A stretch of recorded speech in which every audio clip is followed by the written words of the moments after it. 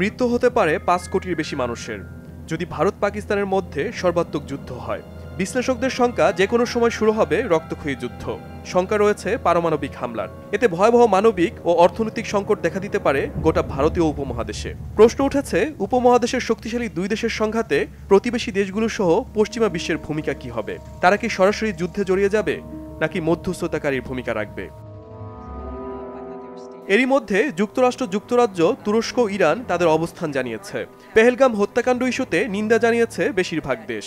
সংযুক্ত থেকে সমাধানের আহ্বান জানিয়েছে তারা। অস্ত্র দিয়ে পাশে থাকার প্রতিশ্রুতি দিয়েছে তুরস্ক।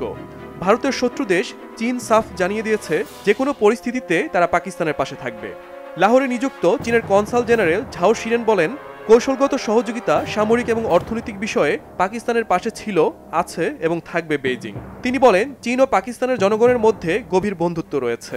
ভারত পাকিস্তানের মধ্যে উত্তেজনা কমাতে সংলাপ ও কূটনৈতিক প্রচেষ্টার উপরও জোর দেন চীনা কনসাল জেনারেল।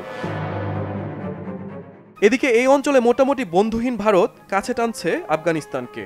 সাম্প্রতিক সময়ে ডুরান্ট লাইন আন্তর্জাতিক সীমান্ত নিয়ে পাকিস্তানের সাথে বিরোধ হয় আফগানিস্তানের, আর দুই দেশের এই টানাপোড়েনকে কাজে লাগাতে চাইছে দিল্লি।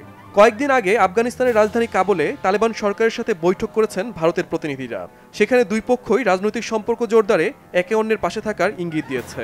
নেপাল, ভুটান, মিয়ানমার কিংবা শ্রীলঙ্কা এ পর্যন্ত ভারত পাকিস্তান ইস্যুতে সরাসরি কোনো পক্ষকে সমর্থন জানায়নি। বিশ্লেষকরা বলছেন, নিরাপত্তা ও পররাষ্ট্র নীতিতে ভারতের ঘনিষ্ঠ মিত্র ভুটান, তাই যুদ্ধ হলে তারা পরোক্ষভাবে ভারতকে সমর্থন দেওয়ার সম্ভাবনা রয়েছে। নেপাল ও শ্রীলঙ্কা অর্থনৈতিক ক্ষতির মুখে পড়বে, তাই তারা মধ্যস্থতার ভূমিকায় নিতে চাইবে। বাংলাদেশ এরই মধ্যে তাদের অবস্থান স্পষ্ট করেছে। পাকিস্তান ও ভারতের সাথে ভালো সম্পর্ক থাকায় দেশ দুটির মধ্যে চলতি পরিস্থিতির সমাধান দেখতে চায় বাংলাদেশ। সেজন্য মধ্যস্থতাকারীর ভূমিকাও রাখতে রাজি বাংলাদেশ। এরই মধ্যে পররাষ্ট্রমন্ত্রী তৌহিদ হোসেন এক সংবাদ সম্মেলনে বলেছেন, এই অঞ্চলে সংঘাত চায় না বাংলাদেশ, শান্তি প্রতিষ্ঠার পক্ষে Dhaka. Shahid Arafat, Bangla Vision, news desk.